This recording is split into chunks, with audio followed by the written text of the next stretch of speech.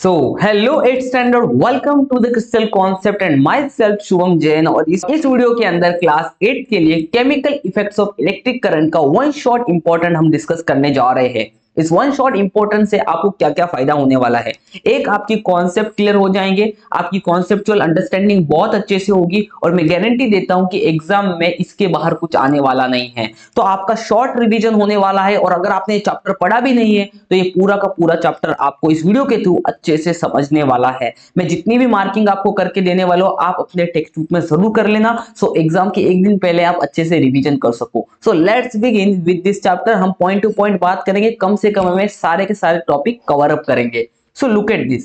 सबसे पहले बात करेंगे गुड कंडक्टर्स क्या होते हैं। What is good conductors? Good conductor वो होते हैं जो अपने अंदर से इलेक्ट्रिक करंट को फ्लो करवा सकते हैं। Allow electric current, that's it. आपको इतना पता होना चाहिए, अलाउज इलेक्ट्रिक करंट, उनको क्या बोलेंगे? Good conductor. और बैड पुअर कंडक्टर्स क्या होते हैं? जो अपने अंदर से इलेक्ट्रिक करंट को अलाउ नहीं करते हैं। एग्जाम में क्या पूछा जा सकता है? इनके बीच का डिफरेंस पूछा जाता है, या फिर आपको एग्जांपल्स पता होने चाहिए। गुड कंडक्टर और बैड कंडक्टर है वो बच्चे बच्चे को पता है। Iron, copper, aluminium good conductor, rubber, plastic का बैड कंडक्टर, वैसे आप एग्जाम्पल लिख सकते हो। यहाँ पे हम बात करेंगे टेस्टर के बारे में। टेस्टर क्या है? टेस्टर एक तरीके का सेटअप है जो हमें मदद करता है whether the material is good conductor और पुअर कंडक्टर। समझ में आया? टेस्टर क्या? टेस्ट करने के लिए डिवाइस है कि कोई मटेरियल गुड कंडक्टर है या फिर पुअर कंडक्टर है। जैसे हम यहाँ पे हम नीचे देख सकते हैं, थोड़ा सा डायग्राम हमने दे रखा है कि जैसे हमने दोनों वायर को यहाँ पे कनेक्ट कर दिया है और ये बल्ब जल उठा। इसका मतलब कि ये जो यहाँ पे ये वाला जो हिस्सा है, दिस इज मेटल, मेटल से बना हुआ है और मेटल से बना हुआ पार्ट क्या होता है? गुड कंडक्टर होता है। तो मतलब इसने इलेक्ट्रिक करंट क्या कर दिया? कंडक्ट कर दिया। तो ये जो सेटअप है, ये जो पूरा सेटअप आपको दिख रहा है, ये एक तरीके का क्या है? आपके लिए टेस्टर का काम कर रहा है। टेस्टर मतलब जो आपको किसी भी मटेरियल का गुड कंडक्टर या बैड कंडक्टर होने के बारे में जानकारी देता है। Okay, so this is the tester. Tester के बारे में हम और भी डिस्कस करेंगे। आगे बढ़ते हैं हम नेक्स्ट पेज के ऊपर। नेक्स्ट पेज पे किधर ध्यान रखना? थोड़ा सा इधर ध्यान रखना। अगर आपकी स्कूल अच्छी है और आपकी स्कूल बच्चों की कॉन्सेप्चुअल अंडरस्टैंडिंग को चेक करती है तो ऐसे क्वेश्चंस दे सकती है कि जैसे यहाँ पे हमारे पास कुछ इस तरीके का सेटअप है जिसके अंदर हमने बल्ब यूज किया है, हमने बैटरी यूज की है पावर सप्लाई देने के लिए, और हमने यहाँ पे लिक्विड के अंदर ये दोनों वायर को अंदर डीप करके रखा है। मतलब ये जो सेटअप है ये एक तरीके का टेस्टर सेटअप है। टेस्टर ही है एक तरीके का। क्या टेस्ट करने के लिए हम इस्तेमाल कर रहे हैं? हम इस्तेमाल करें कि कोई भी लिक्विड जो है, यहाँ पे हमने नॉर्मली तो मेटल और सॉलिड को हम गुड कंडक्टर और बैड कंडक्टर देखते हैं, बट कोई भी लिक्विड जो है, क्या किसी लिक्विड के अंदर में से करंट को हम आई से रिप्रेजेंट करते हैं, करंट फ्लो हो सकता है या फिर नहीं हो सकता वो पता करने की कोशिश कर रहे हैं। तो हमने यहाँ पे लिक्विड के लिए क्या यूज किया? Lemon juice. और जैसे हमने लेमन जूस डाला और हमने अगर देखा कि ये बल्ब ग्लो किया, ये बल्ब क्या किया? ग्लो किया, तो हम यहाँ पे बोल पाएंगे कि lemon juice is a good conductor. फिर हमने विनेगर डाला और विनेगर डाल के भी देखा तो बल्ब ग्लो किया, तो हम कहेंगे vinegar is a good conductor. फिर हमने क्या किया? शुगर सॉल्यूशन डाला। शुगर मतलब पानी के अंदर शुगर को घोल के डाल दिया और फिर हमने देखा तो बल्ब ग्लो नहीं किया, इसका मतलब sugar solution is a bad conductor. अब मन में सवाल आता है कि कुछ लिक्विड गुड कंडक्टर है, कुछ लिक्विड बैड कंडक्टर है, ऐसा क्यों? देखो मैं सिंपल भाषा में आपको समझाता हूं कि अगर किसी लिक्विड के अंदर, किसी भी सॉल्यूशन के अंदर आयंस प्रेजेंट है। आयंस क्या होते हैं? आयंस दो तरीके के होते हैं। जैसे मैं एग्जांपल में देता हूं सोडियम प्लस आयन। जैसे एग्जांपल में सोडियम प्लस आयन, सोडियम को Na करके पुकारते हैं, सोडियम प्लस और क्लोरीन माइनस। ऐसे पॉजिटिव और निगेटिव आयंस अगर किसी भी लिक्विड में प्रेजेंट है, वापस सुनना, किसी भी लिक्विड में अगर आयंस प्रेजेंट है तो हम उसको क्या बोलेंगे? गुड कंडक्टर बोलेंगे। इसका मतलब कहीं कि विनेगर के अंदर और लेमन जूस के अंदर आयंस प्रेजेंट है और शुगर सॉल्यूशन के अंदर आयंस प्रेजेंट नहीं है। ये आयंस कहां से आते हैं? तो ये आयंस अगर वाटर के अंदर या किसी भी लिक्विड के अंदर सॉल्ट है या फिर कुछ मिनरल्स ऑलरेडी ऐड है, नेचुरल मिनरल्स अगर उनके अंदर ऐड है, तो इनसे वाटर के अंदर या किसी भी लिक्विड के अंदर क्या क्रिएट हो जाते हैं? आयंस क्रिएट हो जाते हैं। आयंस क्रिएट हो जाते हैं, या सॉल्ट हो गया, मैंने बताया मिनरल्स हो गया, या फिर एसिड है या फिर बेस है, तो इन सब चीजों के अंदर किसी भी लिक्विड के अंदर क्या क्रिएट हो जाते हैं? आयंस क्रिएट हो जाते हैं, मतलब पॉजिटिव और नेगेटिव चार्ज क्रिएट हो जाते हैं और उसी की वजह से कोई भी लिक्विड इलेक्ट्रिक करंट को कंडक्ट कर पाता है। यहां तक आपको बात को समझना जरूरी है। लेकिन अब मोर इंपॉर्टेंट बात, हाँ, अभी एग्जाम में क्वेश्चन कैसे आता है? बल्ब डज नॉट ग्लो, मतलब एग्जाम में ऐसा क्वेश्चन आया, समझो कि आपके एक्सरसाइज में भी दिया है bulb does not glow, bulb glow नहीं किया। सम टाइम, कभी कभी ये बल्ब ग्लो नहीं किया, तो आप रीजन बता सकते हो क्या ऐसा क्यों हुआ? कभी कभी ये बल्ब नहीं ग्लो किया, इसका मतलब क्या हुआ? इसका मतलब ये हुआ कि ये जो लिक्विड हम यूज कर रहे हैं इसके अंदर क्या नहीं है, मैंने अभी समझाया, इसके अंदर क्या नहीं है, आयंस नहीं है। और अगर ये लिक्विड ग्लो किया तो इसके अंदर आयंस प्रेजेंट है। Bulb does not glow sometime, why? तो उसका रीजन समझा, या तो शायद ये जो लिक्विड हम यूज कर रहे हैं वो क्या नहीं, उसके अंदर आयंस नहीं है। लेकिन एक और रीजन है कभी कभी ये बल्ब नहीं ग्लो करता, मैं समझाता हूं आपको क्या रीजन है। इस बात को आपको यहाँ पे समझना पड़ेगा, मैं समझाने वाला। देखो, अगर किसी भी बल्ब को, ये मान लो ये हमारे पास बल्ब है और ये बल्ब के अंदर फिलामेंट है, क्या है ये? फिलामेंट। और ये नॉर्मली किसका बना हुआ था? मेटल का बना होता है। फिलामेंट किसका बना होता है? मेटल का। अब एक बात को आपको समझना पड़ेगा, जो फिलामेंट होता है ना, फिलामेंट ग्लो क्यों करता है? ग्लो मतलब लाइट कैसे प्रोड्यूस करता है? जब इस फिलामेंट में से करंट जाता है, जब इस फिलामेंट से क्या जाता है? करंट जाता है। तो इस फिलामेंट में करंट जाने की वजह से इस फिलामेंट के अंदर हीट जनरेट होती है, मतलब गर्मी पैदा होती है। और इसी गर्मी की वजह से बल्ब क्या करता है? ग्लो करता है। मतलब आपने समझा कि यहाँ पे करंट जाने की वजह से फिलामेंट में क्या क्रिएट होगी? हीट क्रिएट होगी। इसका मतलब जितना ज्यादा करंट जाएगा उतनी ज्यादा हीट प्रोड्यूस होगी। लेकिन मान लो कि जो लिक्विड हम यूज कर रहे हैं वो ज्यादा से ज्यादा करंट फ्लो करवाने के काबिल नहीं है। समझ लो कि जो लिक्विड हम यूज कर रहे हैं उसमें ज्यादा करंट नहीं जा रहा है, कम जा रहा है। कम जा तो रहा है ना, लेकिन मान लो कम जा रहा है। तो कम जाने से हीट क्या हुआ? कम प्रोड्यूस हुआ। हीट कम प्रोड्यूस हुआ तो बल्ब ग्लो नहीं करेगा। और हमें क्या लगेगा कि लिक्विड पुअर कंडक्टर है, बट एक्चुअली देखो, कम करंट जा रहा है इसका मतलब गुड कंडक्टर तो है ना, बट इतना नहीं जा पाया कि बल्ब ग्लो कर पाए। समझ में आया? तो कभी कभी ऐसे प्रॉब्लम हो सकती है कि बल्ब जला नहीं बट लिक्विड गुड कंडक्टर हो सकता है। So do you remember why the bulb glow? तो आपको पता है कि बल्ब क्यों ग्लो करता है? तो मैंने आपको रीजन बताया था, heating effect of electric current की वजह से ग्लो करता है, बराबर।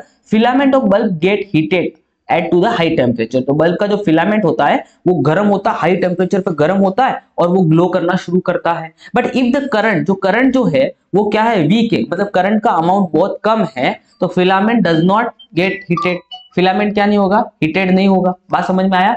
फिलामेंट के अंदर गर्मी पैदा नहीं हो पाएगी। तो यहाँ पे गड़बड़ हो जाएगी। फिलामेंट के अंदर अगर गर्मी पैदा नहीं हो पाई तो सबसे बड़ी जो प्रॉब्लम यहाँ पे आने वाली है कि हमें तो लगेगा कि भाई लिक्विड पुअर कंडक्टर है, बट देखो गर्मी पैदा होने का कारण क्या है?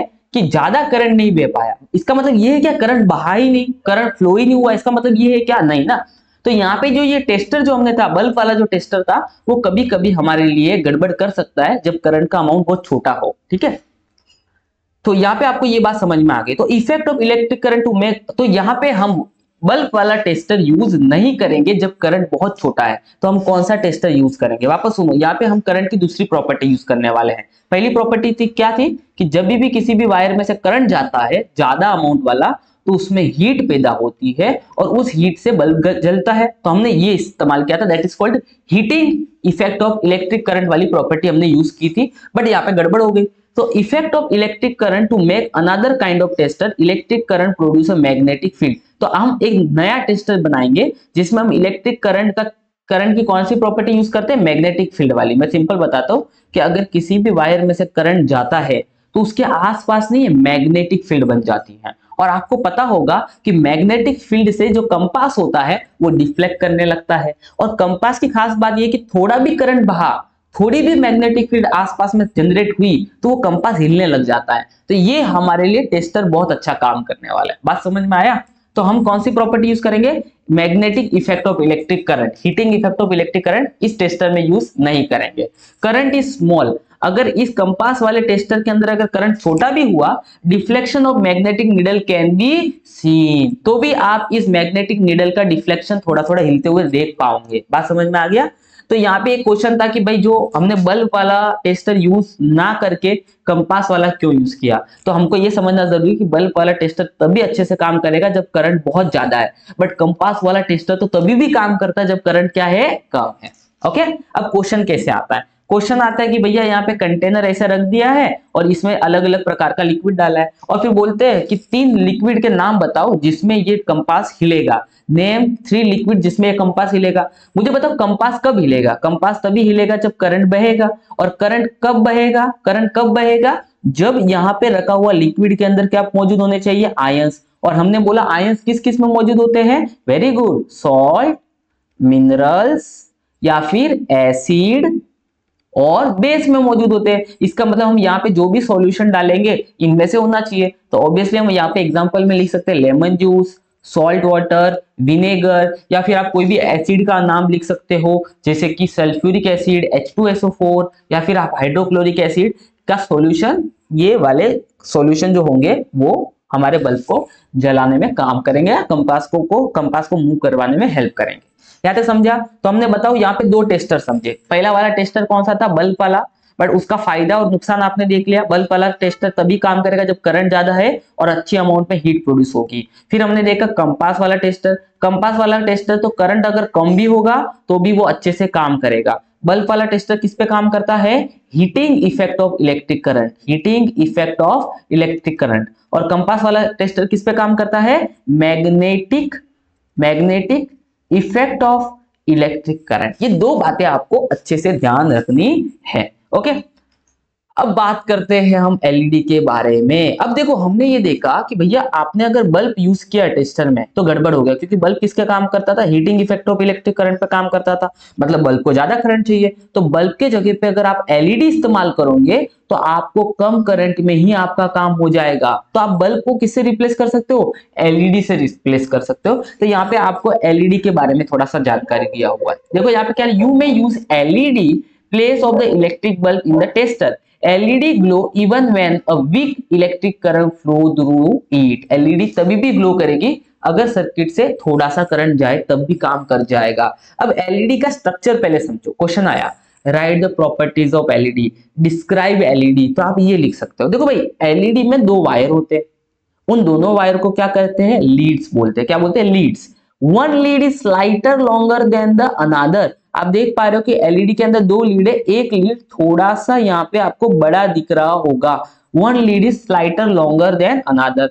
लॉन्गर लीड जो होता है वो आपको बैटरी के हमेशा पॉजिटिव टर्मिनल से कनेक्ट करना। मान लो ये आपकी बैटरी है, तो बैटरी के पॉजिटिव टर्मिनल से लॉन्गर वाली लीड को कनेक्ट करना है और निगेटिव टर्मिनल से शॉर्टर वाले लीड को कनेक्ट करना, नहीं तो आपका एलईडी खराब हो सकता है। ओके, तो longer lead is always connected to the positive terminal and shorter lead is always connected to the negative terminal. तो कभी कभी ऐसा क्वेश्चन आ सकता है, अगर आपका टीचर बड़ा कॉन्सेप्चुअल टीचिंग करता है, क्लास में बहुत अच्छे से पढ़ाता है, तो वो मे भी ऐसे क्वेश्चन डाल सकता है कि बताओ भाई एलईडी के अंदर एक लीड लंबा क्यों होता है और दूसरा छोटा क्यों होता है? तो ये सिंपल है कि भाई जो यूजर है, मतलब जो उसको यूज करने वाला है, उसको पता चल पाए कि कौन से टर्मिनल को बैटरी के पॉजिटिव टर्मिनल से कनेक्ट करना है और कौन से वाले पार्ट को बैटरी के नेगेटिव टर्मिनल से कनेक्ट करना है। समझ में आया आपको? ओके, सो ये था टेस्टर के बारे में। तो टेस्टर हमने तीन तरीके के देखे, एक में बल्ब लगा सकते हैं, एक में कंपास यूज कर सकते हैं और एक में एलईडी यूज कर सकते हैं। ठीक है, क्वेश्चन कैसे कैसे बना सकते हैं? देखो देखो आप अपने मन से क्वेश्चन सोचो ना, कि अगर बोला कि क्वेश्चन भाई किसी भी सर्किट में करंट बहुत कम है, तो बताओ आप क्या यूज करोगे? आप बल्ब यूज करोगे कि एलईडी यूज करोगे? सॉरी, एलईडी लिख दिया, एलसीबी लिख दिया, एलईडी यूज करोगे, बराबर कि नहीं? तो आप बोलोगे कि भैया मैं एलईडी यूज करूंगा। क्यों करूंगा? कि अगर करंट कम है तो एलईडी कम करंट पे भी ग्लो कर जाता है, बल्ब कम करंट पे ग्लो नहीं कर पाता है। क्यों? क्योंकि बल्ब काम करता है heating effect of electric current में, और हीटिंग इफेक्ट क्रिएट करने के लिए हाई करंट लगेगा। बात समझ में आया? इस तरीके से आप अपने मन में क्वेश्चन बनाने का। ओके, तो आपकी कॉन्सेप्चुअल अंडरस्टैंडिंग बढ़ती जाएगी। ठीक है, अब बात करते हैं we have tested the conduction of electricity through tap water. अब जैसा हमने देखा कि हमने वो जो डिवाइस यूज किया था, ऐसा पानी वगैरह डाला और हमने इलेक्ट्रिसिटी बल्ब वगैरह जला, हम बोला कि जो हमारे घर पे टैप वाटर आता है वो भी गुड कंडक्टर होता है। और वो भी गुड कंडक्टर क्यों होता है? मैंने बोला है कोई भी लिक्विड गुड कंडक्टर होने के पीछे का कारण क्या है? आयंस। आयंस कहाँ कहाँ से मिलते हैं? मिनरल से मिलते हैं, एसिड से मिलते हैं, बेस से मिलते हैं, सॉल्ट से मिलते हैं। बात समझ में आया? अगर टैप वाटर गुड कंडक्टर है मतलब उसके अंदर भी आयंस मौजूद है। डिस्टिल वाटर गुड कंडक्टर नहीं है, पुअर कंडक्टर है या बैड कंडक्टर है, इसका मतलब उसके अंदर आयंस नहीं है। अब सवाल ये आया कि भाई डिस्टिल वाटर गुड कंडक्टर है या पुअर कंडक्टर है? तो आप बोलोगे distil water is poor conductor, it is not a good conductor, no लिख दिया। अब अगर आपको डिस्टिल वाटर को गुड कंडक्टर बनाना है, आपकी वांट है, आपकी नीड है, आप क्या चाहते हो कि डिस्टिल वाटर क्या बन जाए? गुड कंडक्टर बन जाए, तो आप क्या करोगे? सिंपल सा है भाई, गुड कंडक्टर कब बनेगा? जब उसके अंदर आयन होंगे। और आयंस कहां से मिलते हैं? सॉल्ट से मिलते हैं, एसिड से मिलते हैं, बेस से मिलते हैं। तो आप बोलेंगे भैया हम उसके अंदर ऐड कर देंगे सॉल्ट या थोड़ा बहुत एसिड और थोड़ा बहुत बेस ऐड कर देंगे और वो गुड कंडक्टर बन जाएगा। ऐसे सवाल आ सकते हैं। अंडरस्टैंड? पूरे सवाल का एक ही जवाब है, आयंस। ओके, तो अभी यहाँ पे क्या है ना, कभी कभी जो चीजें हमें पुअर कंडक्टर दिखती है वो कभी कभी गुड कंडक्टर बन जाती है सर्टन सिचुएशन में। जैसे under certain condition most material can conduct,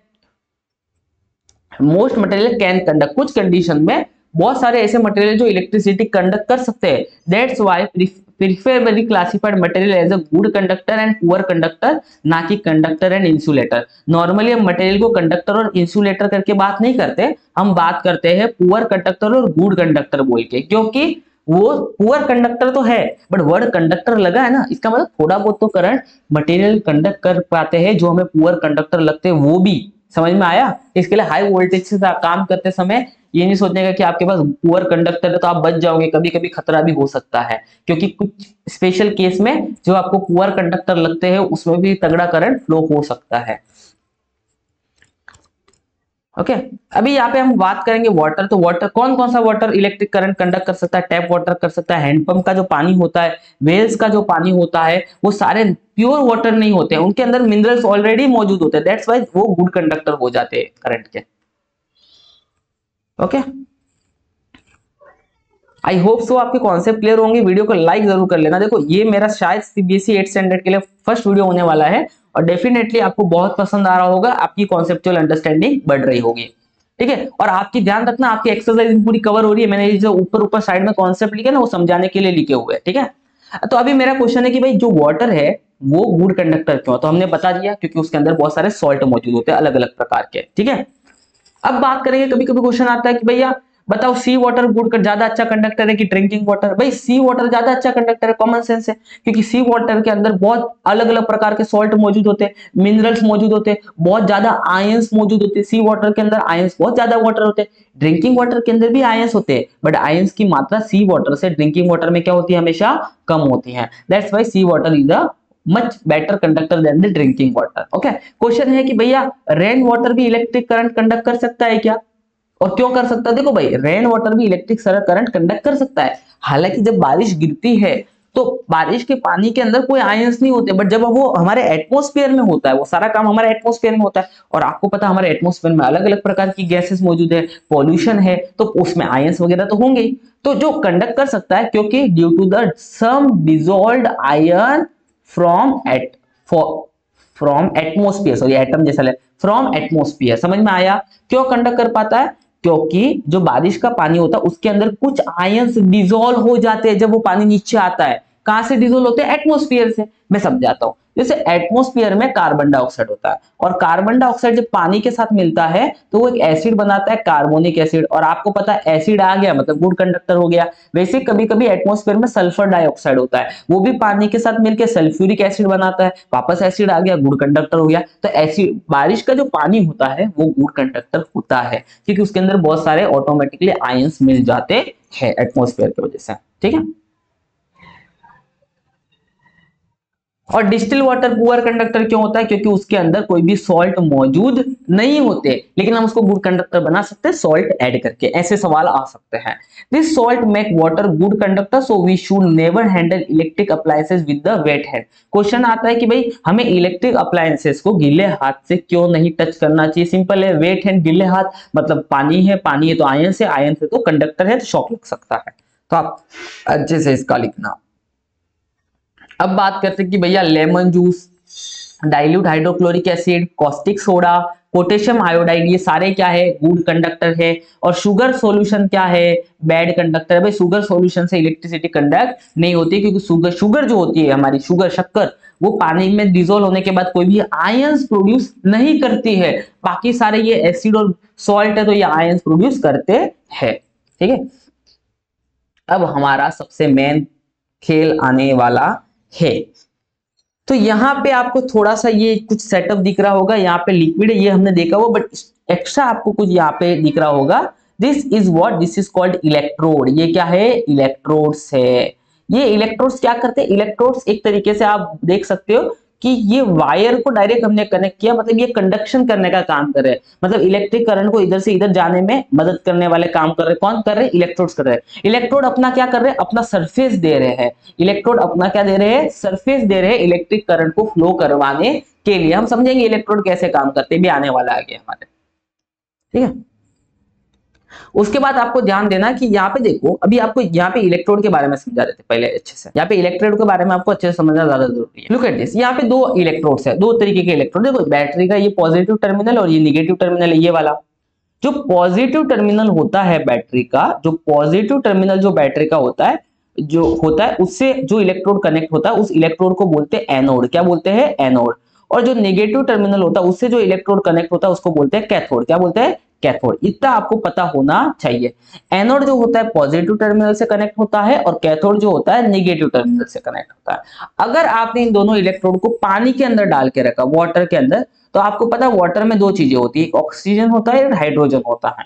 oxygen हमेशा आप समझ लो कि एक तरीके का निगेटिव आदमी है, ऐसा समझो, और हाइड्रोजन एक तरीके का पॉजिटिव आदमी है। अब मुझे बताओ, जो पॉजिटिव आदमी है हाइड्रोजन, वो कहां जाएगा? वो निगेटिव की तरफ भागेगा। और जो ऑक्सीजन जो निगेटिव आदमी है वो कहां जाएगा? पॉजिटिव की तरफ जाएगा। तो जब आप दो इलेक्ट्रोड को पानी में डालते हो और ऐसे बैटरी कनेक्ट करते हो तो कैथोड के तरफ कौन भागता है? हाइड्रोजन। मतलब कैथोड के उधर हाइड्रोजन गैस बनना शुरू होती है। और एनोड की तरफ कौन भागता है? ऑक्सीजन। तो एनोड की तरफ ऑक्सीजन गैस बनना शुरू होती है। तो ये आपको पता होना चाहिए, कैथोड पे बनती है हाइड्रोजन गैस, एनोड पे बनती है ऑक्सीजन गैस। ध्यान रखना, ओके। कैथोड पे हाइड्रोजन, एनोड पे ऑक्सीजन गैस बनती है जब आप किसी भी इलेक्ट्रिक करंट पास करो किसी भी सॉल्यूशन के अंदर, किसी भी मतलब वाटर के अंदर, ओके। तो oxygen bubble is form at the electrode connected to the positive terminal. Oxygen कहां बना? उस इलेक्ट्रोड के पास जाओ, निगेटिव टर्मिनल से कनेक्ट था। और हाइड्रोजन कहां बना? दूसरे इलेक्ट्रोड जो पॉजिटिव निगेटिव टर्मिनल से कनेक्ट था। और ऑक्सीजन पॉजिटिव और हाइड्रोजन का बना जो निगेटिव टर्मिनल से कनेक्ट था, वहां हाइड्रोजन बना, ठीक है। अब सुनो, the passage of electric current through the conducting solution cause chemical reaction. अभी सुनो, यहाँ पे जो वाटर था, यहाँ पे जो वाटर था, वाटर से इलेक्ट्रिक करंट गया, वाटर से क्या गया? बैटरी कनेक्ट किया था और वाटर से क्या गया? इलेक्ट्रिक करंट गया। अब इलेक्ट्रिक करंट गया जब वाटर से, तो वाटर के अंदर थोड़े बहुत क्या हो गए? केमिकल रिएक्शन हो गए, केमिकल रिएक्शन हो गए। केमिकल रिएक्शन बोले तो क्या हुआ कि एक तरीके से हाइड्रोजन गैस बनने लगा, ऑक्सीजन गैस बनने लगा। मतलब किसी भी लिक्विड के अंदर जब हम करंट को फ्लो करवाते हैं तो वहां पे केमिकल रिएक्शन होने के चांसेस होते हैं, केमिकल रिएक्शन होने के चांसेस होते हैं। वापस सुनो, किसी भी लिक्विड से करंट जाने से क्या होते हैं? लिक्विड के अंदर कुछ केमिकल रिएक्शन हो सकते हैं। मतलब मैं सिंपल बता रहा हूँ, केमिस्ट्री में हम नया टर्म इंट्रोड्यूस कर रहे हैं कि हम करंट की मदद से केमिकल रिएक्शन करना सीख रहे हैं। किसके मदद से? करंट की मदद से क्या कर रहे हैं? केमिकल रिएक्शन करवा रहे हैं। किसकी मदद से? करंट की मदद से। तो अगर हम केमिकल करंट की मदद से इलेक्ट्रिक केमिकल रिएक्शन करवा रहे हैं, तो जब केमिकल रिएक्शन होता है तो आपने देखा कि हाइड्रोजन और ऑक्सीजन के बबल्स बनते हैं, तो बबल बन सकते हैं या फिर कलर भी चेंज हो सकता है। जो सॉल्यूशन हम इस्तेमाल कर रहे हैं उसका रंग भी बदल सकता है। और यही तो केमिकल रिएक्शंस की प्रॉपर्टीज होती है, गैस बनना या रंग बदलना। इससे प्रूव हो जाता है कि वहां पे कोई न कोई केमिकल रिएक्शन हुई है, ठीक है। तो दिस इज व्हाट हमने अभी देखा कि हम करंट की वजह से क्या कर रहे हैं? केमिकल रिएक्शन करवा रहे हैं और हाइड्रोजन और ऑक्सीजन गैस हमने पैदा कर दिया। कौन कौन से टर्मिनल पे हो रहा है वो पता होना चाहिए। अब बहुत इंपॉर्टेंट था, मैं पहले आपको ये सेटअप समझना पड़ेगा, ये बहुत इंपॉर्टेंट है। मैं आपको बहुत बारीकी से समझा ही दूंगा, देखो। हाँ, बस आप थोड़ा सा पेशेंस रखना। अब देखो, ये वाला सेटअप अभी हमने देखा भी है, बट इसमें हमने क्या कर दिया, पहले हमने यहाँ पे जो टर्मिनल पे लगाए थे पिछले वाले में वो कार्बन के रॉड थे, अभी हमने यहाँ पे कॉपर प्लेट्स लगा दिए, ठीक है। अब एक कॉपर प्लेट को कनेक्ट की पॉजिटिव टर्मिनल से और एक को की नेगेटिव टर्मिनल से। पॉजिटिव वाला एनोड, नेगेटिव वाला कैथोड, ये तो आपको समझ में आ गया। और अब हमने यहाँ पे जो सॉल्यूशन लिया वो लिया कॉपर सल्फेट का। दोस्तों, कॉपर सल्फेट होता है CuSO4, और CuSO4 को जब आप पानी में डालते हो ना तो वो बन जाता है Cu2+, दो एक आयन पॉजिटिव आयन अनायन, और एक बन जाता है SO4 कटायन, ओके। ये दो आयंस में ये बढ़ जाता है अपना कॉपर CuSO4। अब पानी के अंदर क्या है? Cu2+ है और SO4 2- है। अब इस केस में होता है क्या, देखो, ये कॉपर 2+ जो है, ये कॉपर 2+ है जो लिक्विड के अंदर मौजूद है कॉपर सल्फेट की मदद से, क्योंकि ये कॉपर सल्फेट का सॉल्यूशन है। तो ये कॉपर 2+ ये निगेटिव वाले टर्मिनल की तरफ भागना शुरू होगा, क्योंकि पॉजिटिव निगेटिव की तरफ जाएगा। तो कॉपर 2+ निगेटिव पे आके कॉपर बन जाता है और कॉपर इस बैटरी के ऊपर ऐसे आके जमा हो जाता है, इस वाले इलेक्ट्रोड के ऊपर, बोलना सही है। तो इससे क्या हुआ कि जो सॉल्यूशन के अंदर कॉपर था, सॉल्यूशन के अंदर जो कॉपर था वो क्या होने लगा? खत्म होने लगा, ओके। अब सॉल्यूशन के अंदर कॉपर था तो खत्म होने लगा, तो ये वाले इलेक्ट्रोड से कॉपर क्या होगा? पानी के अंदर जाना शुरू होगा, क्योंकि सॉल्यूशन के अंदर Copper2+ कम नहीं पड़ना चाहिए। तो इस वाले केस में हुआ क्या कि जो पॉजिटिव टर्मिनल पे जो कॉपर का रॉड है उसमें से Copper2+ पानी के अंदर जाने लगा, और Copper2+ पॉजिटिव टर्मिनल Copper2+ फिर किधर जाने लगा, निगेटिव टर्मिनल के उधर जाने लगा। तो आप देख पा रहे हो कि यहाँ से कॉपर धीरे धीरे कम होते जाएगा और यहाँ पे कॉपर धीरे धीरे क्या होता जाएगा, बढ़ते जाएगा। अब थोड़ा सा अपना दिमाग लगाओ, थोड़ा सा अपना दिमाग लगाओ और आप ऐसे सोच के देखो कि मान लो आप देखो ना कि मेरे पास एक ऐसे कार्बन का रॉड है। कार्बन रॉड कैसा होता है, काला काला होता है, कार्बन का ग्राफाइट का रॉड है। और मैंने बोला कि ये प्लेट हटा दो, ये वाला एनोड कैथोड पे जो प्लेट लगा हुआ है इसको हटा दो और यहाँ पे लगा दो आप ग्राफाइट का रॉड लगा दो। किसका रॉड लगा दो, ग्राफाइट का रॉड। तो हमने ये पूरा कॉपर प्लेट को हटा दिया और यहाँ पे हमने लगा दिया ग्राफाइट का रॉड लगा दिया, काला काला पूरा कॉपर प्लेट हमने पूरी हटा दी। ओके, अब आपको ये समझ में आ रहा है कि कॉपर प्लेट आपने हटा दी और यहाँ पे ग्राफाइट का रॉड लग गया है। ओके, बट टर्मिनल तो निगेटिव ही है, टर्मिनल कैसा है, निगेटिव है। तो अब क्या होगा कि ये Copper2+ है, ऑब्वियसली इधर जाएगा और Copper2+ इसकी कॉपर बन के इसके ऊपर जमा होते जाएगा, धीरे धीरे इसके ऊपर कॉपर जमा होते जाएगा और यहाँ का कॉपर धीरे धीरे कम हो जाएगा। तो एक समय के बाद आपको कार्बन के रॉड के ऊपर, ग्राफाइट के रॉड के ऊपर पूरी की पूरी कॉपर की परत चढ़ी हुई दिखेगी। मतलब आपने क्या कर दिया एक तरीके से कि एक कार्बन के रॉड के ऊपर कॉपर की क्या करा दी, एक चादर चढ़ा दी, कॉपर की क्या करा दी, चादर चढ़ा दी, और वो आपको कॉपर के जैसा लगेगा। और इसी को बोलते हैं इलेक्ट्रोप्लेटिंग। इलेक्ट्रोप्लेटिंग मतलब क्या हो गया कि आपने एक कार्बन के मटेरियल के ऊपर मेटल की परत चढ़ा दी, और मेटल कौन सा था यहाँ पे, कॉपर की परत चढ़ा दी। आपने समझ में आ गया, इसी प्रक्रिया को क्या बोलते हैं, इलेक्ट्रोप्लेटिंग। अब मुझे बताओ इलेक्ट्रोप्लेटिंग करवाने के लिए हमने किसका इस्तेमाल किया, इलेक्ट्रिसिटी का इस्तेमाल किया। इसके लिए आपको यहाँ पे वर्ड मिलेगा, आगे लिखा हुआ इलेक्ट्रो, क्या लिखा हुआ है, इलेक्ट्रो। अंडरस्टैंड। तो अब मुझे बताओ कि यहाँ पे मुझे बताओ कि अगर मुझे कार्बन का रॉड है और उसके ऊपर कॉपर की परत चढ़ानी है, तो मैं कार्बन का रॉड कहां कनेक्ट करूंगा, निगेटिव टर्मिनल ऑफ बैटरी से कनेक्ट करूंगा, और कॉपर का कनेक्ट करूंगा पॉजिटिव टर्मिनल पे। यहाँ पे समझना, जिसके ऊपर आपको लेयर चढ़ानी है, जैसे कि कार्बन था, जिसके ऊपर आपको लेयर चढ़ानी है, जैसे कि यहाँ पे कार्बन था, तो कार्बन को कहां कनेक्ट करेंगे हम, निगेटिव टर्मिनल पे कनेक्ट करेंगे। और जिसकी लेयर चढ़ानी है, जिसकी लेयर मतलब यहाँ पे कौन था, कॉपर था, तो कॉपर को हम कहां कनेक्ट करेंगे, कॉपर को हम कनेक्ट करेंगे पॉजिटिव टर्मिनल ऑफ बैटरी से कनेक्ट करेंगे। इतना आप ध्यान रखना, जिस पे लेयर चढ़ानी है निगेटिव, जिसकी लेयर चढ़ानी है पॉजिटिव, दैट्स इट। याद रखना, जिस पे लेयर चढ़ानी है, मैं लिख लेता हूं, जिस पे लेयर चढ़ानी है, लेयर को अप्लाई करना, जिस पे लेयर चढ़ानी है आपको किधर कनेक्ट करोगे, निगेटिव से। और जिसकी लेयर चढ़ानी है, जिसकी, आप भी लिख लेना, जिसकी लेयर चढ़ानी है, मेरा पेन थोड़ा प्रॉब्लम है, उसको कहां कनेक्ट करोगे, उसको आप कनेक्ट करोगे पॉजिटिव टर्मिनल से। बस इतना ध्यान रखना, इतना ध्यान रखना, भूलना नहीं, लिख लेना, इधर ही किसी पेज पे लिख देना। ओके,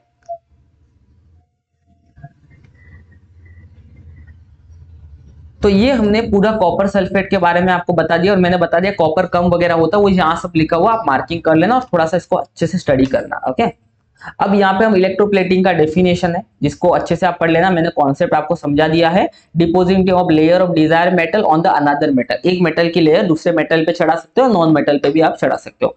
एग्जाम्पल, किस किस की लेयर हम चढ़ाते हैं, हम क्रोमियम मेटल की लेयर चढ़ाते हैं। किसके ऊपर चढ़ाते हैं, आयरन के ऊपर चढ़ाते हैं। क्यों चढ़ाते हैं, जैसे कि एग्जाम्पल, क्रोमियम मेटल की लेयर आपको कहां मिलेगी, कार पार्ट्स में, बाथ टेप जो हमारे घर पे नल लगे रहते हैं, किचन गैसेस में, बाइसाइकिल वगैरह हैंडल में मिलता है। क्रोमियम की लेयर क्यों चढ़ाई जाती है, एक तो ये क्रोमियम शाइनी होता है, उसके ऊपर कोई भी जंग वगैरह कोरोजन नहीं लगता है, रेजिस्टेंस स्क्रैच, उसके ऊपर कोई स्क्रैचेस वगैरह नहीं आते हैं, और क्रोमियम ज्यादा एक्सपेंसिव होने से पूरा का पूरा ऑब्जेक्ट, मतलब कोई भी ऑब्जेक्ट हम क्रोमियम से डायरेक्ट नहीं बनाते हैं, इसके लिए हम लोखंड वगैरह पे क्रोमियम की लेयर चढ़ाते हैं, जिसमें कम क्रोमियम इस्तेमाल होता है। नहीं तो क्रोमियम इतना अच्छा है तो क्यों नहीं पूरा पूरा जो साइकिल वगैरह क्रोमियम का बना दे। तो प्रॉब्लम क्या है कि क्रोमियम बहुत एक्सपेंसिव है, तो वो लेयर चढ़ाने तक ठीक है, नहीं तो साइकिल खरीद नहीं पाएंगे अपन कभी।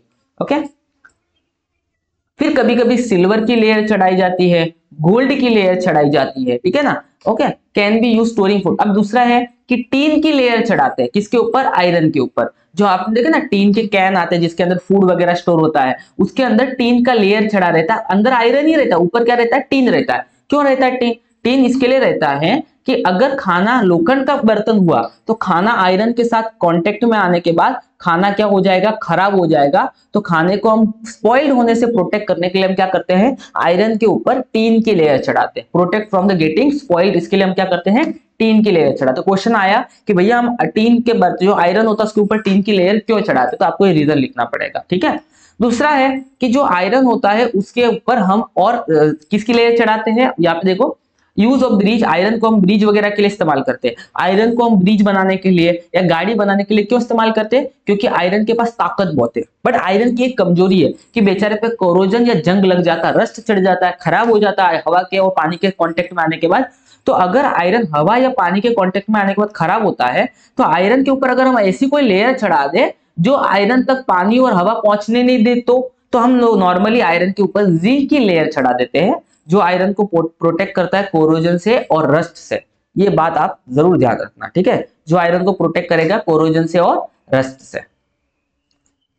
तो यहाँ पे हमने इस चैप्टर के लगभग सारे के सारे टॉपिक डिस्कस कर लिए हैं। ये 3 पॉइंट आपको कर लेना है। अगर सच में आपको ये वीडियो पसंद आया हो तो वीडियो को लाइक कर लेना, चैनल को सब्सक्राइब कर लेना और अपने सारे के सारे दोस्तों के साथ जरूर शेयर करना।